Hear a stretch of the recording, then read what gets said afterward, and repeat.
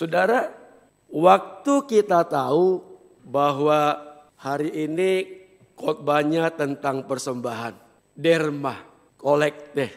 Mungkin ada yang berkata dalam hatinya, aduh persembahan lagi. Udah tahu ekonomi lagi susah, khotbah tentang persembahan. Memang benar saudara, tidak bisa kita pungkiri keadaan ekonomi di negara kita sekarang ini sedang lesu. Beberapa kali saya berbincang-bincang dengan anggota jemaat, menanyakan bagaimana usahanya. Yang ku dengar selalu berkata sepi, lesu. Itu keadaan kita ya saudara. Masalahnya saudaraku, selama gereja ini masih ada, selama kita datang beribadah di rumah Tuhan, pastilah kita akan memberikan persembahan. Ya saudara ya, sejak kecil kita sudah memberikan persembahan. Di sekolah minggu kita sudah memberikan persembahan. Bahkan ada lagu-lagu tentang persembahan yang kita sudah hafal. Waktu kecil kita tahu lagu persembahan kami sedikit sekali. Kiranya Tuhan terimalah persembahan ini.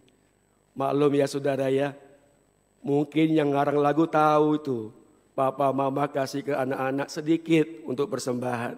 Waktu sudah besar, sudah menuju dewasa, kita ingat lagu. Kini ku persembahkan apa yang aku miliki.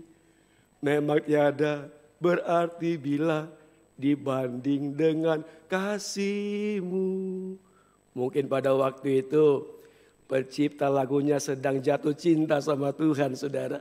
Tapi waktu lansia kita juga kenal lagu. Hanya ini Tuhan persembahanku. Terimalah Tuhan permohonanku. Sebab tak ku miliki harta kekayaan yang cukup berarti yang untuk ku persembahkan. Mungkin sudah tahu ya, oma-oma, anak-anak kasih sedikit untuk persembahan. Apakah kita tahu alasannya kenapa kita memberi persembahan dan bagaimana sikap kita di dalam memberi persembahan? Bapak Ibu, saya mau katakan kepada kita, persembahan yang kita berikan di rumah ibadah, persembahan yang kita berikan dalam ibadah seperti ini, itu adalah tindakan iman kita kepada Tuhan. Sebagai respon kita kepada Tuhan. Karena kita sudah merasa bahwa Tuhan itu baik. Tuhan memelihara hidup kita. Tuhan memberkati kita. Jadi persembahan itu tidak sama dengan iuran. Tidak sama dengan sumbangan, tidak sama dengan pajak, tidak sama dengan kontribusi seperti yang biasa dilakukan di dalam sebuah organisasi. Jemaat, persembahan yang kita berikan kepada Tuhan itu kudus di mata Tuhan. Dulu saudara waktu kita masih kecil, saya masih kecil, biasanya orang tua sudah kasih tahu, ini ya untuk persembahan di gereja. Tapi namanya anak kecil sebelum sampai di gereja, ini duit persembahan terlalu banyak. Sebagian beli permen, sebagian kasih persembahan. Dulu ada saudara-saudara, tidak di sini saudaraku, ada saya dengar cerita apakah ini benar atau tidak. Tapi yang saya tahu bukan di gereja ini. Ada seorang bapak pada waktu itu memberikan persembahan saudara. Dia berikan persembahan. Setelah ibadah selesai, dia kaget saudara. Ternyata dia salah kasih persembahan. Rencananya Dia kasih 10.000. Tapi ternyata yang dia masukkan di kantong persembahan 100.000. Dia cari itu majelis. Dia minta ganti. Saudara, persembahan yang kita persembahkan kepada Tuhan dalam rumah ibadah seperti ini, itu adalah kudus. Di hadapan Tuhan itu kudus.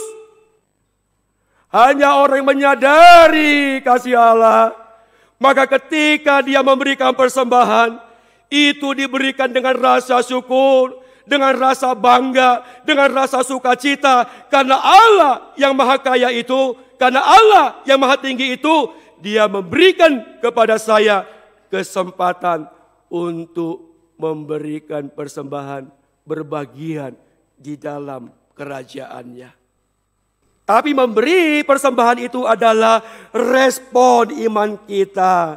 Pengakuan kita bahwa hidup kita karena anugerah. Pengakuan kita bahwa aku memiliki kekayaan, memiliki uang. Itu semuanya adalah karena Tuhan. Oleh karena itu jemaat, waktu kita memberi persembahan, berilah dengan kerelaan hati. Jangan dengan paksa ya saudara ya. Jangan dengan bersungut-sungut. Tapi dengan kerelaan hati. Penuh dengan ungkapan syukur, ada sukacita. Waktu kita memberi, kita beri dengan sukacita. Disitulah Allah akan memperhitungkan pemberian kita. Di sanalah akan kita dapatkan kepuasan iman. Betapa kita beruntung. Karena kita yang lemah ini dikasih kesempatan untuk memberikan persembahan. Selanjutnya saudara, jangan memberi sebanyak yang mau kita berikan. Jadi gak boleh saudara itu memberi persembahan sebanyak yang kita ingin. Kalau khotbahnya bagus, persembahan banyak. Kalau khotbahnya jelek, persembahan sedikit. Kalau khotbahnya panjang, dipotong persembahannya. Kalau khotbahnya pendek, ini penuh. Jangan saudara memberi sebanyak yang ingin kita berikan, tetapi berikanlah kepada Tuhan dengan rela seberapa yang kita mampu. Puji Tuhan saudara. Tuhan tidak memaksa kita. Tuhan tidak mengintimidasi kita. Tuhan tidak memberikan beban yang berat kepada kita.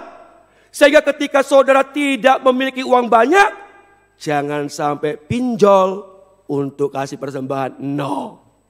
Tapi kalau saudara diberi banyak sama Tuhan, waduh bersyukur. Cengkehku harganya bagus. Apalagi itu yang sekarang lagi heboh itu tanaman untuk minyak wangi itu apa? Nilam, waduh luar biasa. Oh diberkati, nilamku bagus, harganya bagus, cengkehnya bagus. Ya kita berikanlah sesuai dengan kemampuan kita, betul?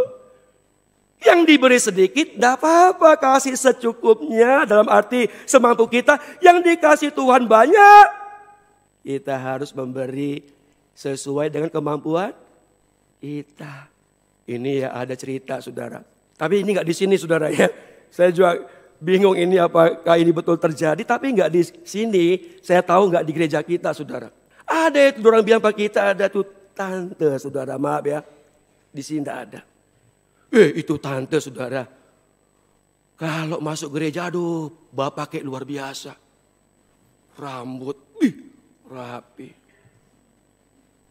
Anting-anting emas besar. Rantai emas, dapat aku. Tangan rantai emas. Baju, bermerek. Tas bermerek saudara. Pakai sepatu hak tinggi, tang ting tong tang tinggi. Waduh saudara. Dan kalau masuk gereja, itu seringkali terlambat saudara. Ini tahu apa dia motivasi toh. Mungkin, karena dia selalu duduk depan saudara, biar terlambat duduk depan.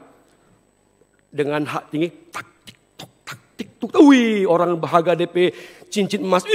Mantap ini. Orang kaya ini. Entah kenapa saudara, waktu persembahan dijalankan, itu pun dijalankan entah kenapa. Itu tante kasih itu derma. Jatuh. Logam saudara. Aduh menggelinding. Aduh. Orang bilang enggak sesuai dengan bapak kek.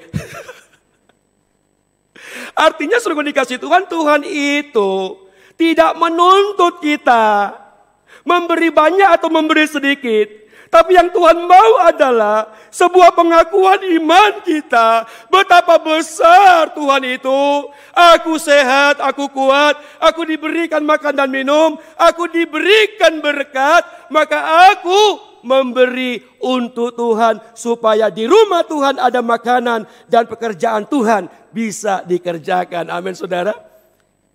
Itu sudah dikasih Tuhan. Jadi indah itu persembahan itu ya saudara ya. Persembahan kita enggak sebatas uang.